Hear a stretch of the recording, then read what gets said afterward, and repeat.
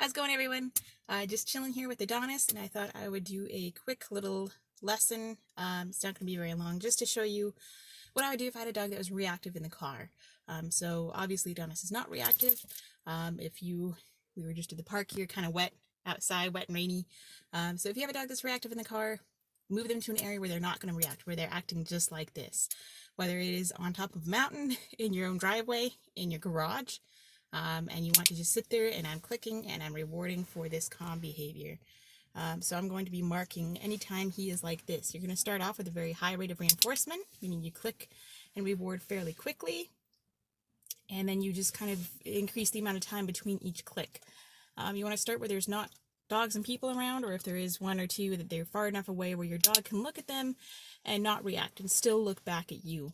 If you can get their attention, that is perfect. If you can't, then they're over threshold or they're a little bit too nervous. Being over threshold means they're a little bit more uncomfortable and they can't really focus on you. They're moving towards, fight or flight. They're more alert about their surroundings. So be careful with that. Anytime you're over threshold, your dog doesn't want to take a treat. They start growling, they start reacting. They're really staring out the window. Adonis is just looking at someone. Good boy. Now he's just getting, treats for just being calm and really for nothing. But if you have a dog that, starts looking and really intently looking out the window, you want to move back a little bit. Literally move your car a couple spaces over, down the street, around the block, around the corner, and then start there. And you want to do that until your dog is like this. When they're like this, in the spot you're in, then you're ready to move on to the next spot where you can add a little bit more stimulation or a little bit more, one dog walking by or one person walking by or a bicycle walking by or car, motorcycle, whatever it is. And you want your dog to be able to be okay with stuff like that so you can, prepare them for anything and everything. Remember, this is a process, not an event. It's not going to be fixed overnight. You shouldn't expect it to. Work at your dog's pace. Oh, there's a little rainbow outside. Sorry, I'm easily distracted, but enjoy the little things like that rainbow. Enjoy your dog just being nice and calm. Adonis is just getting a bunch of free treats that he certainly enjoys. You don't have to use a clicker. You can use your voice. Yes, we're good. Make sure it is consistent. The click has the same noise every single time. So if you're going to be rewarding, you can say yes, and then give him a reward.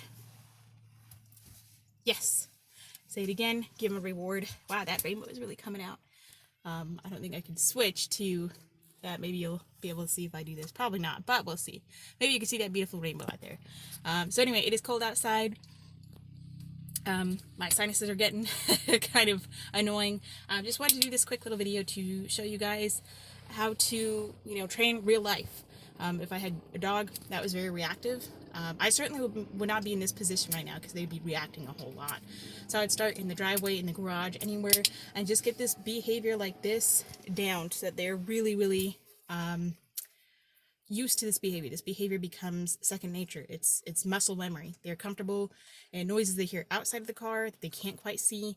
Then you move down the street to whatever distractions are there, and then you work your way to more and more distracting places like a park, like this. And then you can move outside of busy streets and whatnot. Work your way there. Again, process, not an event. Don't rush yourself. Don't rush your dog. You're going to go back so many steps if you try to get that little bit of success like this, and then you say, oh, we can go downtown, let's go park, and then your dog goes ballistic. Every time that happens, your dog goes back quite a few steps. Not a big deal, not the end of the world if it happens. If you can prevent it, that's even better. But if you have your dog that goes, ballistic outside the car because they see something, then you'll have to go back, that many steps to get them to this point again and then move up, and it might make training more difficult. So prior training makes future training easier. It depends on what lessons your dog is learning. So if you do it the slow way is the fast way, you do it correctly. You hang out where your dog is just like this, they're just chilling. Adonis will probably lay down, take a nap. He's used to this. He's been through this for, forever. He goes with me everywhere. He's in the car a lot for long rides. If you have a dog that's nervous in long car rides, then work slowly. Do short rides. Just get in the car, go around the block, and then, do that a few times in the week. Do you have hiccups? I'm sorry, baby.